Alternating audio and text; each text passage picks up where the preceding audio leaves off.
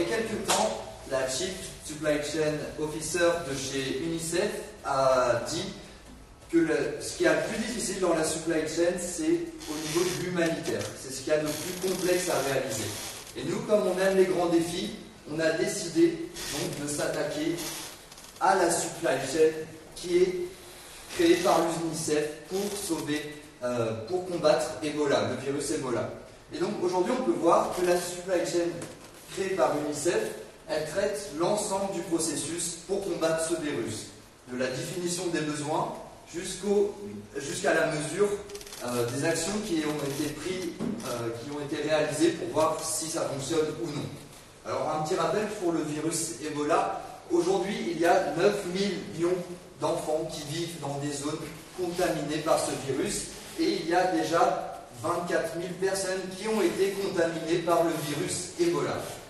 Donc l'UNICEF met d'énormes moyens en place pour combattre ce fléau et l'une des mesures qui a été mise en place, c'est le fait qu'il y ait 5000 personnes qui sont physiquement présentes, donc des aides-soignantes, des médecins, des docteurs, pour apporter des soins aux victimes de ce virus.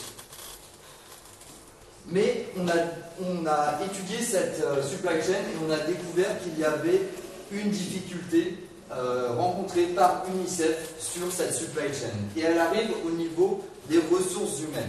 En effet, on se rend compte que dans ces zones qui sont contaminées par le virus Ebola, UNICEF a énormément de mal à attirer des talents médicaux parce que ces gens-là ont simplement peur de se faire contaminer par le virus. Donc notre problématique, c'est comment pallier à l'absence de personnel médical dans les zones touchées par le virus Ebola grâce à de l'intelligence artificielle. Et tout simplement, ce qu'on va mettre en place pour permettre aux personnes de ne pas être physiquement présentes dans les zones contaminées, c'est une application mobile qui va permettre à un docteur, à une personne qui peut apporter un soutien médical, d'entrer en contact avec les personnes qui sont victimes du virus Ebola pour qu'ils communiquent ensemble et qu'ils créent un diagnostic. À travers cette consultation, il y aura également un formulaire qui sera rempli. Parce qu'aujourd'hui, on connaît les symptômes du virus Ebola. La fièvre, la fatigue, la gorge sèche et j'en passe. Et donc, une fois que ce formulaire sera rempli par le médecin lors de la consultation, on va le matcher avec notre base de données et c'est là où on va pouvoir faire intervenir le machine learning pour optimiser nos résultats et pour en connaître plus sur la maladie, approfondir nos questions et suite à cela, ça va nous permettre d'obtenir une augmentation de la qualité des résultats, mais surtout un pourcentage. Ça veut dire que votre médecin, en fonction du questionnaire rempli, sera capable de dire à un tel pourcentage si oui ou non vous êtes victime du virus Ebola en plus de sa consultation.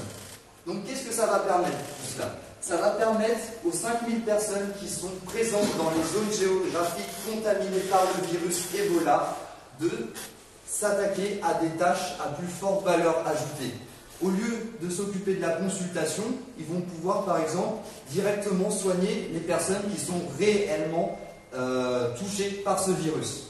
Et donc, cette optimisation qu'on fera au niveau des ressources humaines sur la supply chain UNICEF, à terme, elle permettra d'avoir des données à la fois précises qui permettront d'avoir une réelle valeur ajoutée sur l'analyse des performances menées par UNICEF et donc de mieux planifier au futur les actions qui doivent être menées pour combattre le virus.